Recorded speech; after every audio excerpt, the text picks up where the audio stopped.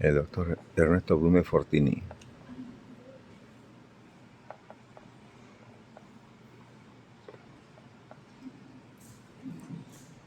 En primer lugar, agradezco muy sinceramente a los organizadores de este importante evento académico por la invitación que me han formulado, la cual me permite reencontrarme una vez más con el mundo académico y, lo más importante para mí, con muchos jóvenes que hoy nos acompañan, porque ustedes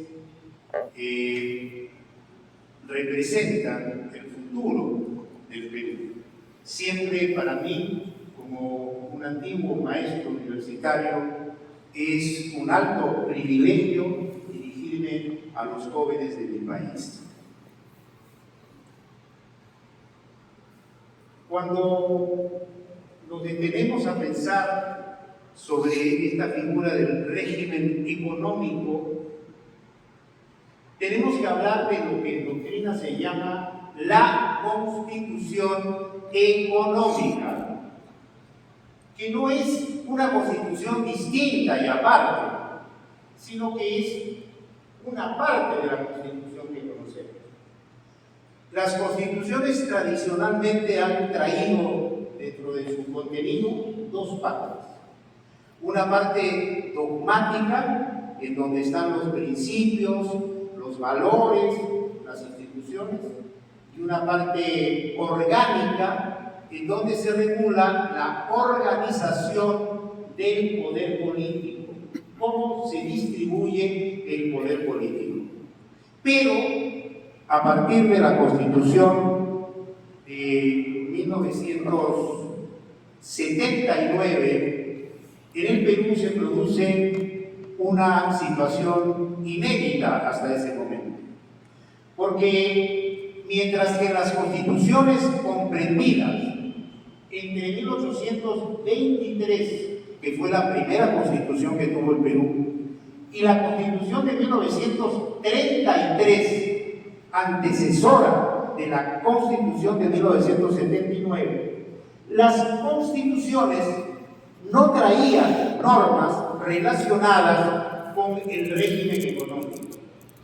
Contenían algunos artículos que en alguna medida trataban sobre algún tema económico. Por ejemplo, había algún artículo sobre el presupuesto público o algún artículo sobre la propiedad, pero no contenían esas constituciones, y me refiero a las 8 constituciones que tuvimos en el siglo XIX, desde la de 1823 hasta la de 1867, y las 2 primeras constituciones del siglo XX, la de 1920 y la de 1933, no tenían un tratamiento orgánico, sistemático de la problemática económica.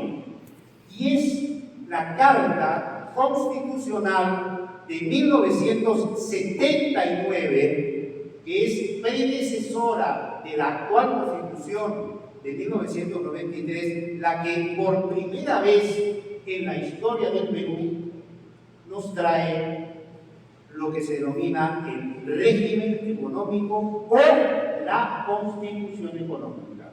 Es decir, un tratamiento orgánico, sistemático de la problemática económica, con la idea de evitar que la historia se repitiera.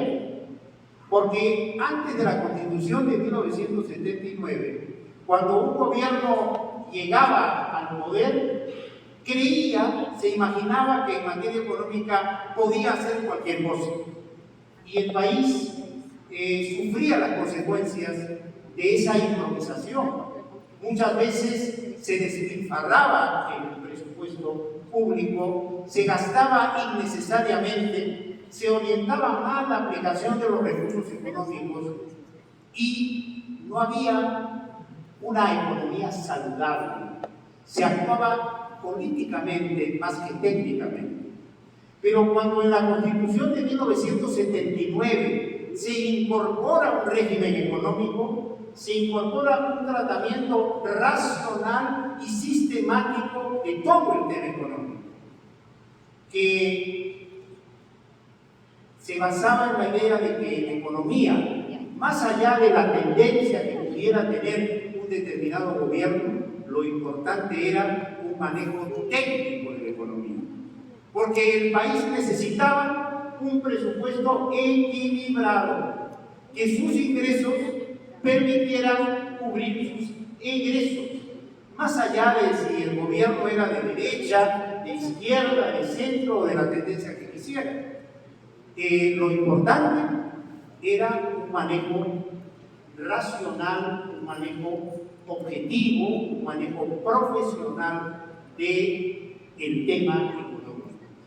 Por lo tanto, la Constitución de 1979 da un paso muy importante en lo que podríamos denominar el proceso de reordenamiento de la economía nacional, imponiendo un sistema económico constitucionalizado, al cual debían someterse los gobernantes y los gobernados.